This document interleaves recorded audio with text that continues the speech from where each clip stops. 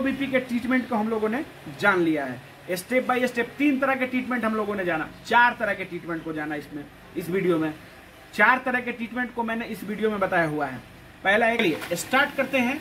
लो BP के patient आपको बहुत देखने को मिलते हैं, ठीक है। लो बीपी से थकान, कमजोरी और काफी जनरल पेशेंट भी हैं। अगर आप प्रैक्टिशनर हैं, हमारे वीडियो को देख रहे हैं, तो मैं आपके लिए भी ट्रीटमेंट बताऊंगा, ठीक।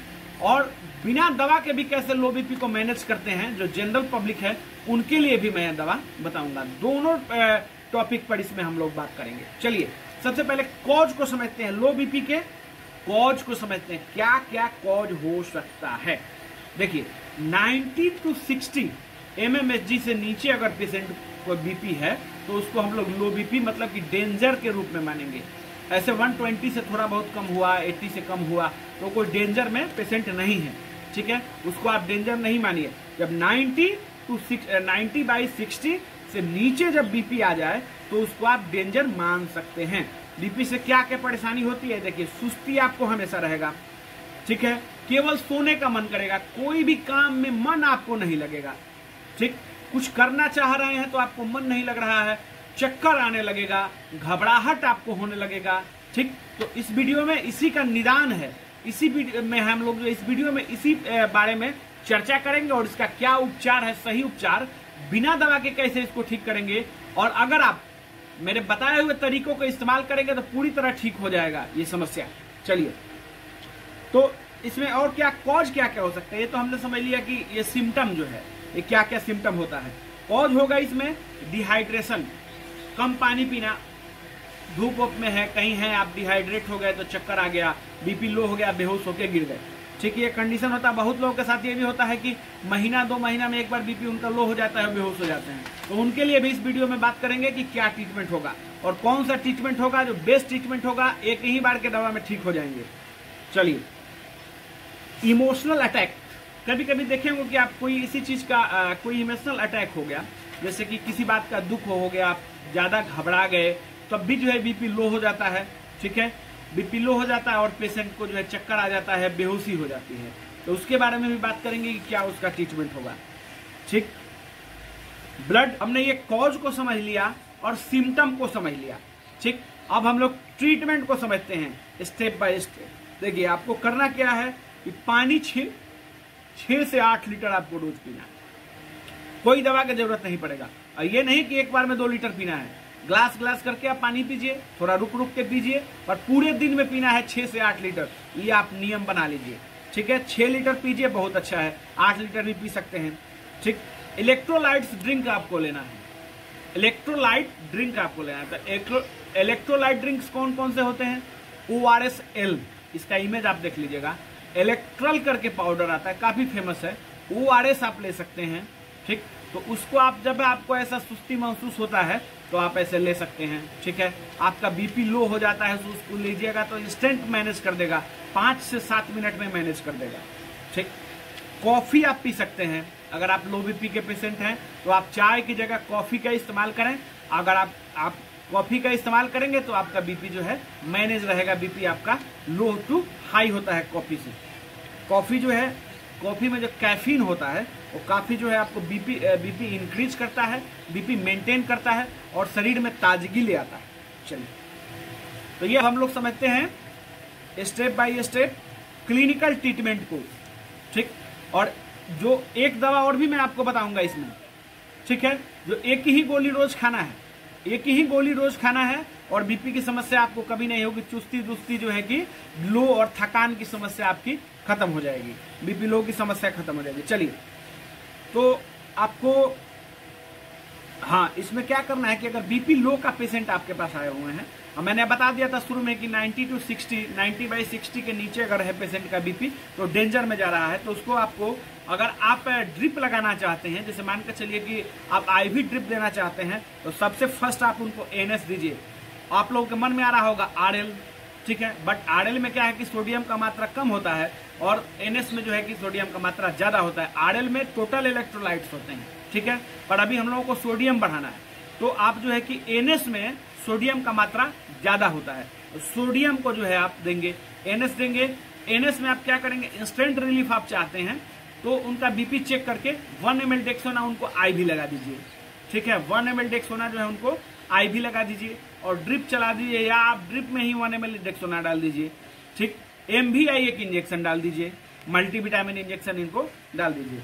उससे भी बेहतर रिजल्ट आप चाहते हैं, उससे भी बेहतर रिजल्ट चाहते हैं तो ये करने के साथ साथ आप उनको ORS-L पिलाइए, इलेक्ट्रॉल घोल पिला दीजिए। ठीक है, 1 से 2 बोतल आप चढ़ाएंगे, बीपी उनका मैनेज हो जाएगा। ठीक है, अब ये तो हो गया ड्रिप की बात। अब हमेशा कमजोरी बना रहता है पेशेंट को, हमेशा कमजोरी बना रहता है, हमेशा लो बीपी, हमेशा चक्कर, थकावट, तो उसके लिए आपको क्या करना है, इंजेक्शन डेकाडोराबलिन 50 mg का इस्तेमाल करना है। आप देख लीजिएगा, इसका डोज तो वैसे होता है महीना में 1, ठीक है, बट जिस पेशेंट को ज्यादा समस्या है उसको 15 दिन में 1 इंजेक्शन आप दे सकते हैं। 1 इंजेक्शन आप दीजिएगा और जो है देखिए इसमें ध्यान रखिएगा कि ट्रेड इंजेक्शन ही दीजिएगा, ब्रांड का ही इंजेक्शन दीजिएगा। आपको रिजल्ट चाहिए क्विक तब, ये ध्यान रखिए, नहीं तो आप तो अगर प्रैक्टिशनर है तो सब बात समझ रहे हैं, इसमें आपको बताना नहीं पड़ेगा। आप ब्रांड का इंजेक्शन इस्तेमाल करिएगा, इसमें बहुत अच्छा काम करेगा। डेकाडोराबलिन 50 mg का इंजेक्शन आपको उनको देना है, फिर 15 दिन बाद रिपीट करना है। ऐसे ही जो आप पेशेंट को 15 दिन ऐसे करके जो है कि उनको 4 इंजेक्शन लगा दीजिए। ठीक है, ज्यादा क्रोनिक पेशेंट है 6 इंजेक्शन लगा दीजिए। तो 6 इंजेक्शन कैसे लगाना है ये समझ लीजिए, 15 दिन पर 2, उसके बाद 21 दिन पर करके जो है उनको और 4 इंजेक्शन लगा दीजिएगा। और साथ में मल्टीविटामिन की टैबलेट चलानी है। मल्टीविटामिन कौन सा चलाना है, हेल्थ ओके, हेल्थ ओके आप 1 गोली रोज उनको चलाते रहिए, बहुत अच्छा रिजल्ट इसका है। यही मैं टैबलेट जो है कि सभी लोगों को बताता हूं जिनको चुस्ती दुस्ती थकान की समस्या है और सुस्ती ज्यादा रहती है, तो इस टैबलेट को 1 गोली रोज लेंगे, कोई नुकसान नहीं है।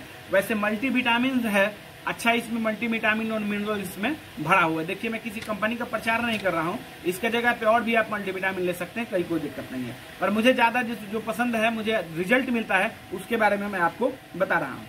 ठीक है, ये आपने समझ लिया। अब इससे कम खर्चे में चाहते हैं आप कि आपको ड्रिप भी नहीं लगाना पड़े। ठीक है, और ये डेकाडोराबलिन इंजेक्शन तो 400-500-600 रुपए का, 400-500 रुपए के आसपास आता है। ठीक है, उसको भी नहीं देना पड़े, तो कम पैसे में पेशेंट को आप कैसे ठीक करेंगे ये भी जानिए।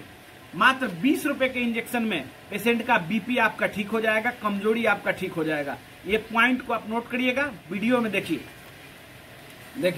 तो आपको उसके लिए क्या करना है, इंजेक्शन CB12, एल्डरबिट, ठीक है, विटामिन न्यूरेस्टर C1, इन तीनों में से कोई भी आपके पास हो या इस कॉम्पोजिशन का इंजेक्शन हो, तो उसके साथ आपको क्या करना है, 1 ml डेक्सोना, 1 ml डेक्सोना मिला के पेशेंट को IV कर देना है स्लो।